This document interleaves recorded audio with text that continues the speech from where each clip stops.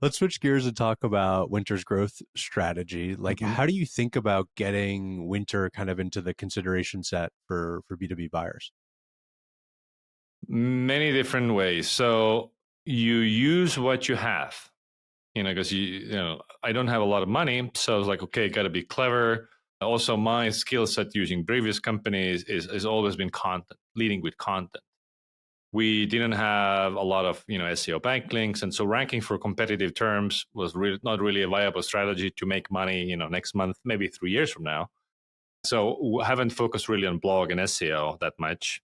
We do have it, but so leaned heavily in on LinkedIn and Twitter. And also me as a founder, I leaned in that, okay, like people resonate better with individuals compared to company names, so I'm going to have to become an influential person. Influencer marketing really works, and especially if you're the influencer. So in 2019, when we first started toying with the idea of building this company, around then I made this decision. Okay, I need to go all in with LinkedIn and build an audience. And I mean, I had some name recognition already before, but it was in a different industry, conversion optimization. So in this new world, this product marketing demand gen, nobody knew who I was. So basically, it was like building it from scratch. So that was one. So posting every day, making myself right. So that was one big part of it. And of course, I'm pushing a narrative. Sometimes I'm writing about whatever the fuck, but mostly it's like I'm building a story of why ICP research and messaging and why it's so important. I find 365 ways to say the same thing.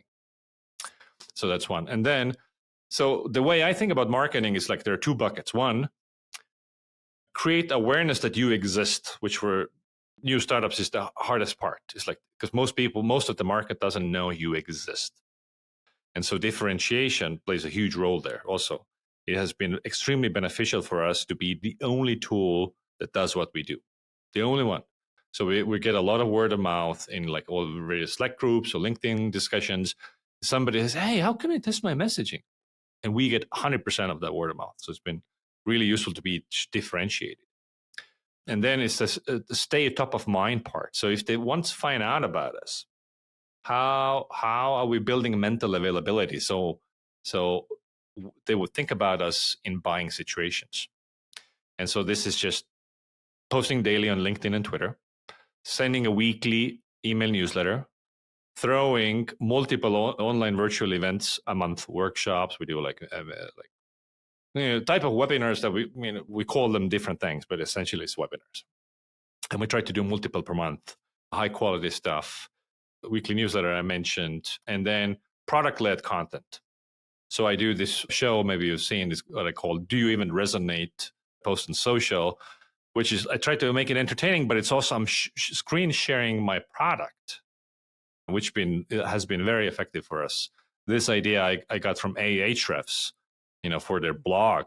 The way they write blog posts is like they write an article about a problem, SEO problem people have, and then they show how to solve that problem using their tool. So that was like the original inspiration. Those are the main things we do. That's like 90% of our marketing, I want to say.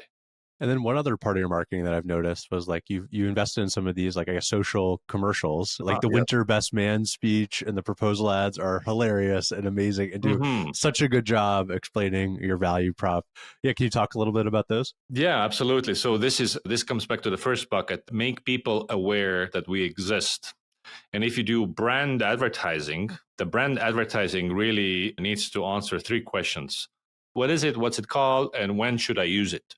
So, I mean, in marketing literature, they call it category entry points, category entry point marketing. And from neuro marketing, it's known that the most effective way to communicate an idea is contrast. I was fat and now I'm skinny. I was poor and now I'm rich. Contrast. So I wanted contrast and I wanted this, what is it? What's it called? And when do I use it? So that was the idea that we need video ads that have contrast before and after, bad messaging, good messaging. But producing video ads, high quality video ads, about 30 seconds long, it's very expensive, especially for startups. So if you go to such a video production agency, so Small startups need to be scrappy. So I have a friend who's like a C-list celebrity, not even celebrity, actor in Hollywood. And I said, hey, do you know anybody in Hollywood who is looking for a side gig and wants to make commercials? And he's like, yeah, I know the guy. I know a guy. And he's like a struggling musician dude. Put me in touch with him. And basically, I found that Hollywood is full of this talent, extremely talented people, script writers, actors, you name it, directors that are looking for the big break. 99% never make it, right? They're working at Starbucks and whatever, but they all want to build their resume, their portfolio. So I found all these people as actors and like the filmmakers basically put together a crew, and I produced these ads for $10,000, 10 ads for $10,000. So it's $1,000 per video. So extremely scrappy. And then we use these as retargeting. So once they come to our site, we follow them around with ads, build mental availability, train them to think about Wynter. That's an amazing story. I mean, because ads are commercials can be so expensive. I think when I tried to do this stuff at Lattice, 50K was the minimum, probably 100K.